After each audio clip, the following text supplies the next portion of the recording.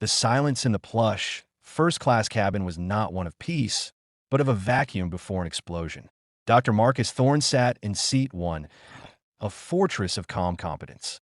45 years old, a black man in a tailored, unassuming wool jacket, his presence radiated a stillness that seemed to defy the petty turbulence of the world around him.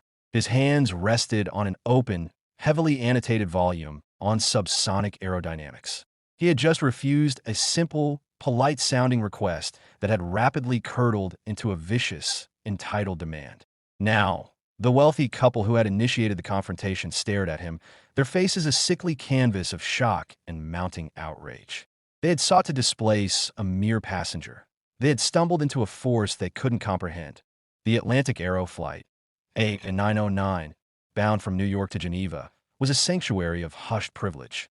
But the air around Marcus was suddenly acrid, thick with the chemical tang of violated entitlement. The gate agent and a senior flight attendant, having been summoned to resolve the issue, now stood beside the couple. Their expressions a professional blend of sympathy for the high-value customers and veiled frustration at the uncooperative man and one. The aggressors were Mr. and Mrs. Victor Hayes. Victor, tall, sharp-featured, and impeccably dressed, spoke with the booming, unmodulated certainty of a man who believed every space he occupied was his by divine right. His wife, Serafina, was all coiled, brittle perfection, diamonds glinting, a mask of aristocratic displeasure fixed upon her face. "I need the window seat, darling," Serafina had declared, gesturing with an imperious, pointed finger toward Marcus. "This is simply unacceptable. He can move." When Marcus, with infuriating politeness, had stated, "My assigned seat is 1A, and I will be remaining here," the battle lines were drawn. Victor's voice dropped to a low, intimidating register, the kind of tone used on service staff and subordinates. "Look, I don't know what kind of mileage lottery you won or what corporate diversity handout got you this ticket, but this is a business class flight, and my wife gets what she wants. We are platinum elite."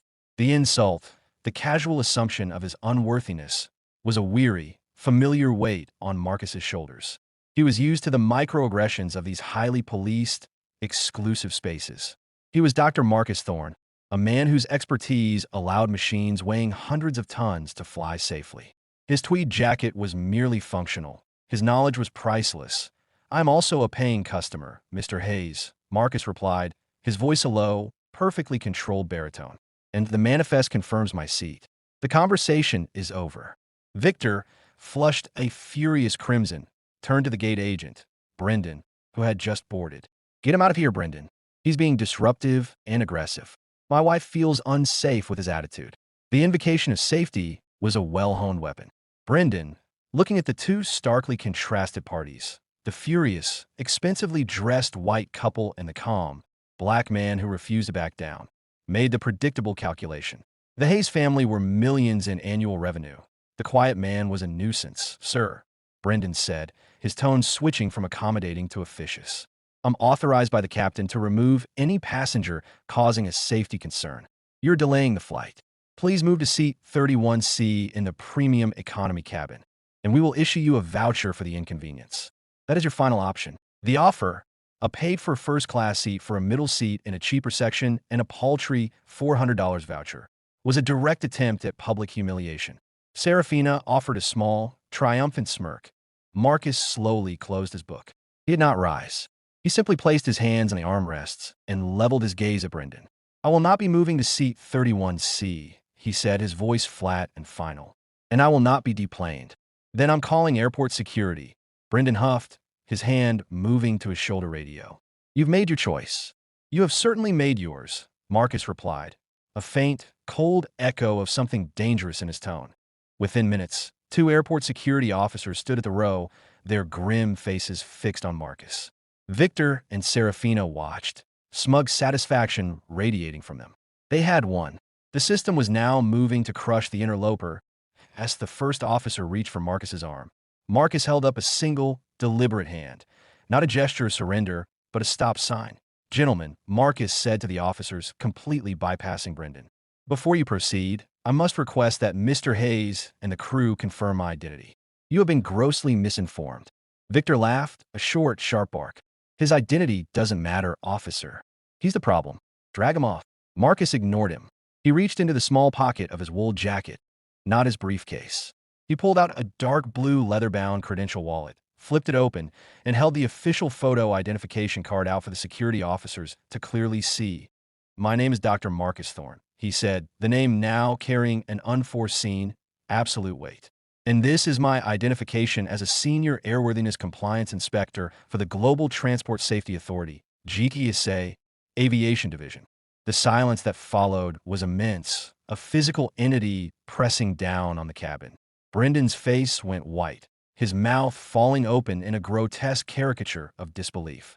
The security officers froze, their eyes fixed on the gold seal and official text of the ID. "I was saying," Marcus continued, his voice now imbued with the terrifying, controlled resonance of federal authority. "I'm not a passenger. I am a federal agent. My presence on this flight is in an official capacity. I am conducting an unannounced safety and compliance audit of this aircraft, Atlantic Aero Flight 909, and its on-duty crew." He turned his gaze on the ashen-faced Brendan. "Your attempts to remove me from my post, from a seat that the manifest clearly shows as mine, was not an act of necessary security, but a direct, verifiable failure of crew protocol. It was a test of your integrity in the face of pressure from high-value clientele. A test you have failed in every conceivable manner." He addressed the security officers again. "Thank you for your prompt arrival. Your service is no longer required for removal. However, I need this jet bridge secured. No one leaves or boards this aircraft without my direct permission." "Understood." "Yes, sir," the lead officer stammered, his posture snapping into one of professional subservience. They immediately took positions at the cabin door, guarding the very man they had come to remove. Marcus finally looked at Victor and Serafina Hayes, who stood like statues of suddenly petrified entitlement. "You wanted this seat," he said quietly, rising slowly to his full height. "You harassed a fellow citizen, made false accusations of aggression, and attempted to weaponize your wealth and status to remove a federal agent from his assigned place of duty." He reached for the call button to the cockpit. "You got everyone's attention. Now, I will be speaking with the captain immediately. Following that, I will be commencing my inspection, starting with the maintenance logbooks for this airframe." His final words, delivered with chilling calm, sealed the fate of the flight. This aircraft is not going anywhere.